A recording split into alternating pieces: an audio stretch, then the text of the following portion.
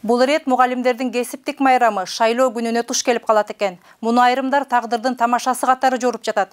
Ар бир шайлоодо дал ушул агартуучулар партияларга кызмат кылып, керектүү добуш топтогонго жардамдашып келишет. Административдик ресурстун курмандыгы болушат. Ар кандай коркутуп үркүтүүлөргө дуушар болушат. Кооз убадаларды угушат. Бирок шайлоо аяктагандан кийин алардын көйгөйлөрү унутта калып, 30 жылдан бери өп чап маяна менен оор түйшүктү мойнуна артып келатышат. Майлуу орун талашкан саясатчылар мугалимдердин көйгөйүн эстеп деле койбойт. Мындай көңүл кош мамиледен улам мугалим болууга умтулган жаштар аз. Андыктан тармакта өз кесибинин фанаттары гана иштеп келет.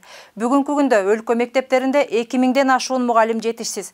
Педагогдордун аброюн жогорулатып, татыктуу мамиле жасалмайынча бул көйгөй чечилбейт дешет эксперттер. Шайлоого атсалышып жаткан партиялар деле мугалимдердин майрамын эстебептир. Алардын көйгөйүн чечүүгө умтулган бири да болбоптур.